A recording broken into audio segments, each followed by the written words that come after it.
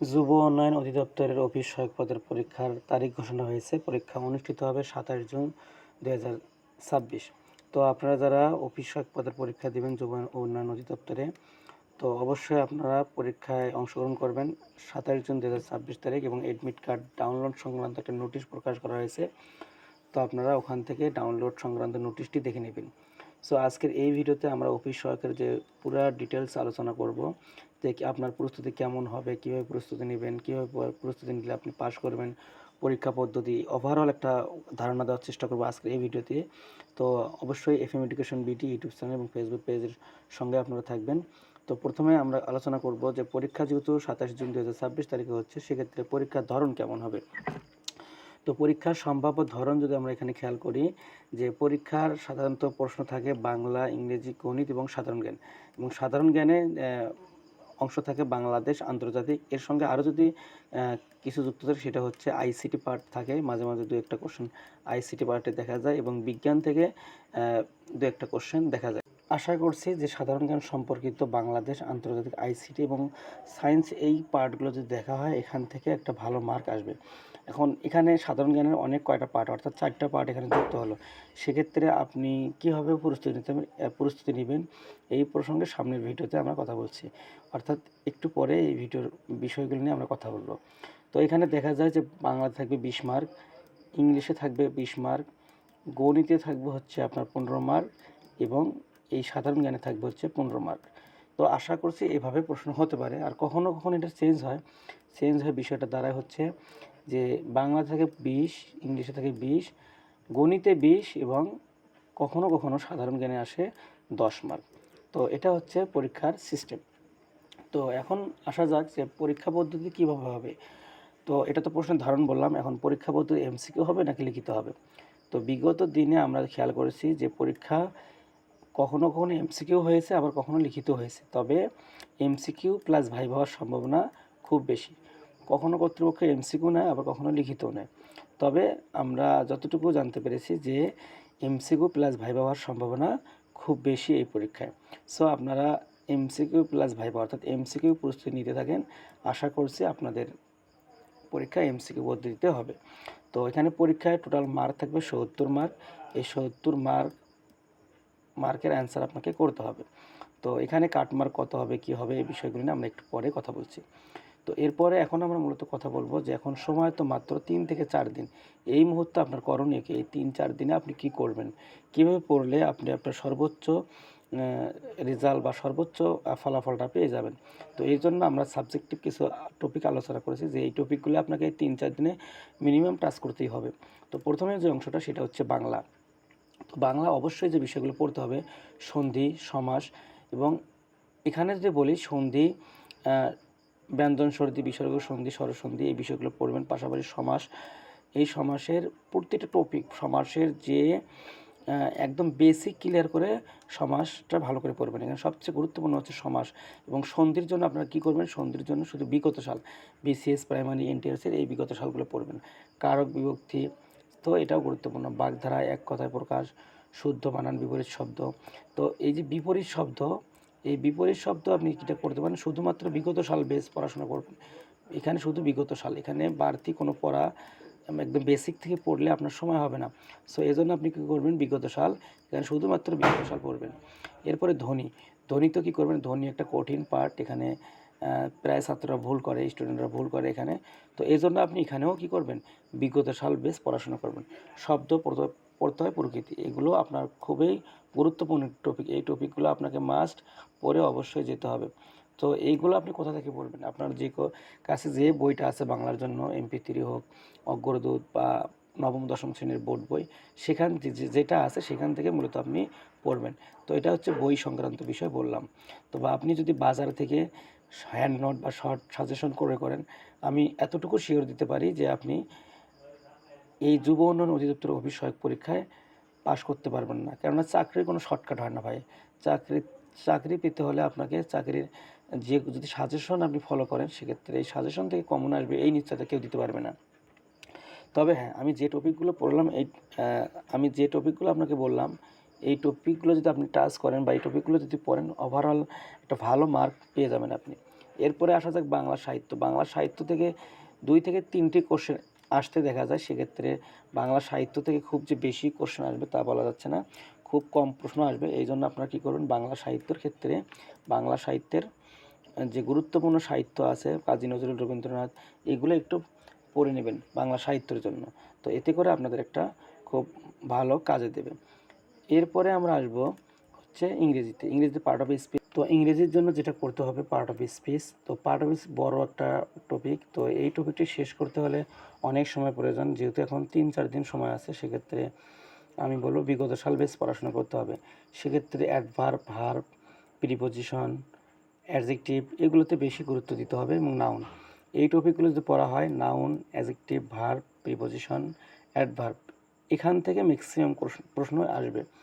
এরপরে টেন্স সম্পর্কে ভালো জ্ঞান না থাকলে সেক্ষেত্রে আপনার ইংলিশের বেসটা তেমন ভালো হবে না। এই জন্য টেন্স ভালো পড়তে হবে। এরপরে তো আমি বললাম প্রিপোজিশন, অর্থাৎ এই প্রিপোজিশন সম্পর্কে আপনাকে ভালো একটা আইডিয়া থাকতে হবে এবং মিনিমাম আপনি 1 থেকে 2টি প্রশ্ন এই প্রিপোজিশন থেকে কমন পাবেন। এরপরে আর্টিকেল খুব গুরুত্বপূর্ণ না, আর্টিকেল তেমন গুরুত্বপূর্ণ না, তো তারপরে আপনি চাইলে এর ব্যবহারগুলো একটু দেখে নিতে পারেন। এরপরে সিনোনিম, অ্যান্টোনিম, এটা তো মাস্ট পড়তে হবে। এখান থেকে 2 থেকে 3টি প্রশ্ন আপনি কমন পাবেন। এরপরে ট্রান্সলেশন, এখানে 1টি প্রশ্ন বা 2টি প্রশ্ন আসতে পারে। এছাড়া এগুলোর বাইরে আপনাকে যেগুলো পড়তে হবে এগুলো হচ্ছে right form of verb. Right form of verb অবশ্যই আপনাকে ভালো করে পড়তে হবে, রাইট ফর্ম অফ ভার্ব। 2 নম্বরে যেটা পড়তে হবে সাবজেক্ট ভার্ব এগ্রিমেন্ট। এগুলোর পাশাপাশি আমি সাবজেক্ট ভার্ব এগ্রিমেন্ট, এটা খুবই গুরুত্বপূর্ণ। এই 2টি টপিক আপনাকে মাস্ট বি পড়ে যেতেই হবে, রাইট ফর্ম অফ ভার্ব এবং সাবজেক্ট ভার্ব এগ্রিমেন্ট। এই দুটো অবশ্যই আপনাকে পড়ে পরীক্ষার হলে যেতে হবে। আপনি যদি এখান থেকে আর্টিকেল, ট্রান্সলেশন নাও পড়েন কোনো সমস্যা নেই, কিন্তু এই 2টি টপিক আপনাকে পড়তেই হবে।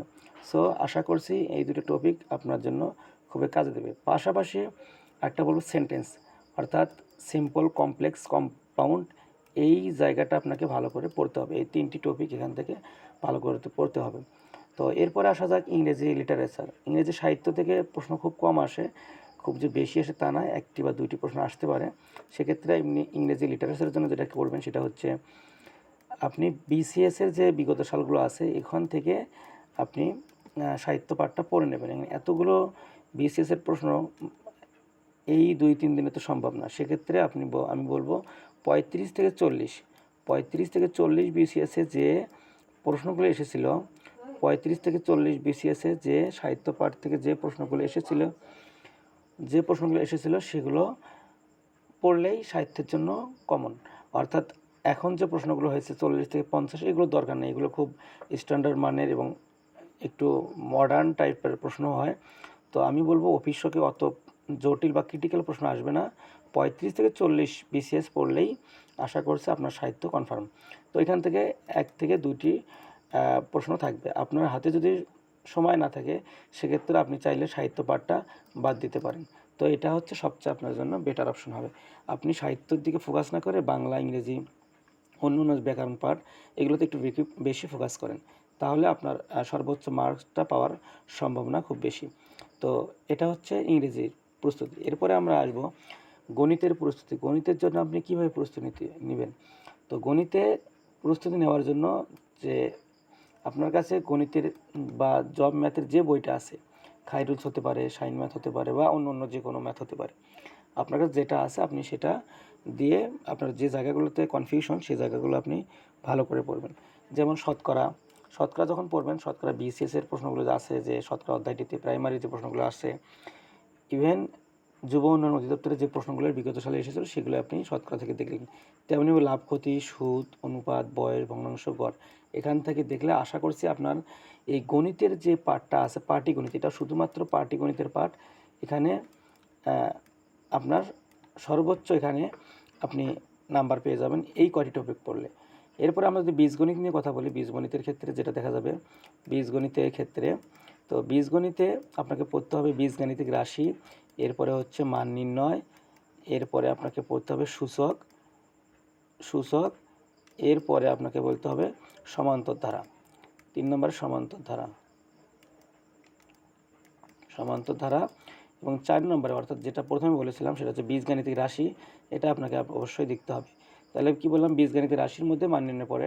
তো মান নির্ণয়ের আপনি অঙ্কগুলো করবেন, পাশাপাশি সূচক, লগারিদম, এরপরে হচ্ছে সমান্তর ধারা, এটা হচ্ছে সমান্তর ধারা এবং রাশি, বীজগাণিতিক রাশি অর্থাৎ উৎপাদক, এরপরে কীভাবে মিডল টার্ম করতে হয়, উৎপাদক করতে হয়, ঠিক আছে, এই জিনিসগুলো আপনাকে ভালো করে দেখতে হবে।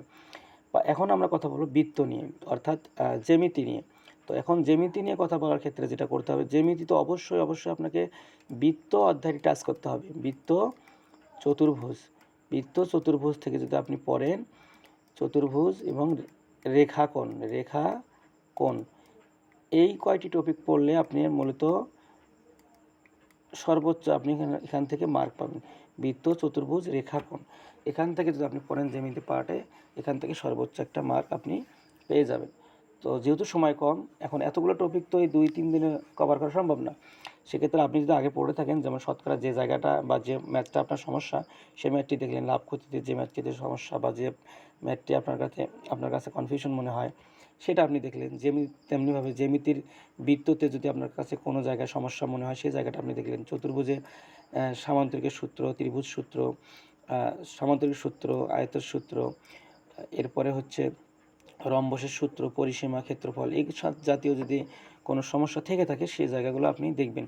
মোট কথা, আপনার গণিতে যে জায়গাগুলোতে আপনার কাছে গ্যাপ মনে হয় বা দুর্বল মনে হয় বা যে জায়গাগুলোতে আপনাদের ল্যাকিং মনে হয়, সেই ল্যাকিংসগুলোকে আপনি জাস্ট একটু চোখ বুলিয়ে যাবেন এই 2-3 দিনে।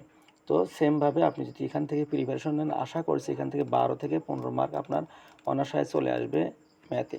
চলে যাচ্ছে আমরা পরবর্তী সাবজেক্ট, সেটা হচ্ছে সাধারণ জ্ঞান। তো সাধারণ জ্ঞানের অনেক পার্ট আমি বললাম, যেখানে সাধারণ জ্ঞান, এখানে বাংলাদেশ বিষয় বলে আছে, বাংলাদেশ সংবিধান, মুক্তিযুদ্ধ, জাতীয় বিষয়, জেলা উপজেলা, সাম্প্রতিক কিছু ঘটনা। এখন বাংলাদেশ বাংলাদেশের যে সাম্প্রতিক ঘটনাগুলো আছে, বাজেট সহ অন্যান্য যে ঘটনাগুলো আছে, উপজেলা কতটি, সিটি কর্পোরেশন কতটি, এটা অবশ্যই আপনাকে দেখতে হবে। এখান থেকে আপনি 1-2টি প্রশ্ন পেয়ে যাবেন। এরপরে যুব উন্নয়ন অধিদপ্তর সম্পর্কিত তথ্য, যেহেতু আপনি যুব উন্নয়ন অধিদপ্তরের অফিস সহায়ক পদে পরীক্ষা দিচ্ছেন, অবশ্যই আপনাকে এই টপিকটি পড়ে যেতেই হবে। পাশাপাশি সাধারণ জ্ঞানের, এটা বললাম বাংলাদেশ বিষয়াবলীর ক্ষেত্রে। এরপরে ইন্টারন্যাশনাল অ্যাফেয়ার অর্থাৎ আন্তর্জাতিকের ক্ষেত্রে আপনাকে যদি বলি, সেক্ষেত্রে গুরুত্বপূর্ণ খাল, প্রণালী, এরপরে হচ্ছে যুদ্ধ বিগ্রহ, এই জায়গাগুলোকে আপনাকে ভালো করে ফোকাস রাখতে হবে। তো আশা করছি সাম্প্রতিকের ক্ষেত্রে ইন্টারন্যাশনাল জিকে অর্থাৎ ইন্টারন্যাশনাল অ্যাফেয়ার্সের ক্ষেত্রে আপনি যদি বিগত সালের বিসিএস এবং যুব উন্নয়ন অধিদপ্তরের বিগত সালের প্রশ্নগুলো দেখেন, সেক্ষেত্রে এখান থেকে একটা ভালো মার্ক আপনার চলে আসবে। তো এই হচ্ছে আপনাদের ওভারঅল প্রস্তুতি। আর আইসিটি এবং বিজ্ঞানের ক্ষেত্রে এখান থেকে 1টি বা 2টি প্রশ্ন থাকতে পারে। সেক্ষেত্রে আমি বলবো যুব উন্নয়ন অধিদপ্তরের বিগত সালের প্রশ্ন প্লাস হচ্ছে বিসিএসের প্রশ্নগুলো দেখলে এখান থেকে আপনারা যে 2-1টি প্রশ্ন আসবে এটা পেয়ে যাবেন। তো এখন সর্বশেষ যে কথাটি বলবো আমি, যে এই 4টি সাবজেক্টের আপনার কাছে বাংলা, ইংরেজি, ম্যাথ এবং সাধারণ জ্ঞানের ক্ষেত্রে যে আপনি সবচেয়ে বেশি ফোকাস করবেন কোন জায়গাগুলোতে, এইগুলো তো দেখিয়ে দিলাম। এরপরে এর চেয়ে আপনার কাছে এগুলো যদি বেশি মনে হয়, আপনি যদি কিছুই এখন পড়তে না পারেন, সেক্ষেত্রে আপনার জন্য করণীয় কী? এই মুহূর্তে আপনার জন্য করণীয় হচ্ছে যে আপনি শুধুমাত্র বিসিএসের বিগত সালের প্রশ্নগুলো করবেন। বিসিএসের 10 থেকে 50তম বিসিএস করবেন না, আপনি শুধুমাত্র 35 থেকে 50 বিসিএসের বাংলা, ইংরেজি পড়বেন। এখান থেকে শুধু বাংলা, ইংরেজি আর বাংলাদেশ বিষয় বলে জিকে পড়বেন। জিকে, বাংলা, এরপর হচ্ছে ইংরেজি। কি বললাম? 35 থেকে 50 বিসিএসের বাংলাদেশ বিষয়াবলী অর্থাৎ বাংলাদেশ বিষয়াবলী জিকে, এরপরে বাংলা, এরপর ইংরেজি পড়বেন হচ্ছে 35 থেকে 50তম বিসিএস। দেন দ্বিতীয় যে কাজটা আপনার, এটা হচ্ছে প্রথম কাজ। দ্বিতীয় কাজটা হচ্ছে যে যুব উন্নয়ন অধিদপ্তরের বিগত সালের যে অফিস সহায়ক পদের যে প্রশ্নগুলো এসেছিল, সেগুলো আপনি আগে ভালো করে সমাধান করবেন। যদি এগুলো সমাধান করেন, প্রথমে 35 থেকে 50, এরপরে বিগত সাল, 3 নম্বরে যে কাজ আছে, আরও যুব উন্নয়ন অধিদপ্তরের যে অন্য অন্য পদের যে পরীক্ষাগুলো অনুষ্ঠিত হয়েছে বিগত দিনে, সেগুলো আপনি সমাধান করবেন। যেমন ক্রেডিট সুপারভাইজার বা কম্পিউটার অপারেটর, এই পদের যে পরীক্ষাগুলো হয়েছে, এগুলো আপনি সমাধান করবেন। অর্থাৎ এই 3টি কাজ যদি আপনি করেন 35 থেকে 50, তো এই যে 3টা সাবজেক্টের কথা বললাম, সেই 3টা সাবজেক্ট পড়বেন। বিগত সাল যুব উন্নয়ন অধিদপ্তর, এই 3টি কাজ যদি আপনি করেন, এখান থেকে আপনার একটা কমপ্লিট প্রিপারেশন হয়ে যাবে যদি আপনি বাকি কাজগুলো নাও করতে পারেন।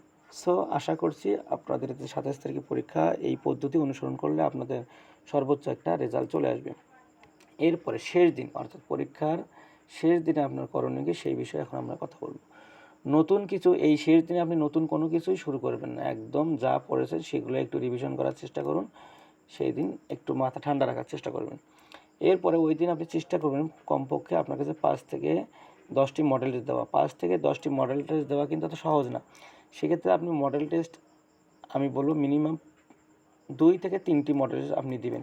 যদি সম্ভব হয় সেক্ষেত্রে আপনি 5 থেকে 10টি মডেল টেস্ট দিতে পারেন। এদিন নতুন করে প্রিপারেশন নেওয়ার বা নতুন করে পড়ার তেমন কোনো দরকার নেই। এবং পরীক্ষার রাতে আপনি অবশ্যই আপনার প্রবেশপত্র, কলম, প্রয়োজনীয় জিনিসপত্র প্রস্তুত রাখবেন। এবং পরীক্ষায় যখন উত্তর করবেন অবশ্যই টাইম ম্যানেজমেন্টটা ঠিক রাখবেন। সময় ভাগ করে উত্তর দেওয়ার চেষ্টা করুন। বাংলার জন্য আলাদা সময়, ইংরেজির জন্য আলাদা সময়, ম্যাথের জন্য অবশ্যই আপনাকে সময় বেশি বরাদ্দ রাখতেই হবে, যেহেতু ম্যাথে বেশি সময় লাগে। সো এই বিষয়গুলো খেয়াল করে আপনি আপনার প্রস্তুতি নিতে পারেন।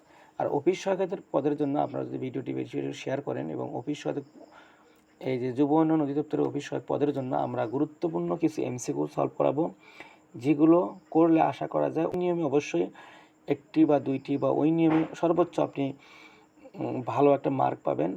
তো এই জন্য আমরা মডেল টেস্ট আকারে 1টি বা 2টি বা আমরা আরও বেশি মডেল টেস্ট নেওয়ার চেষ্টা করব।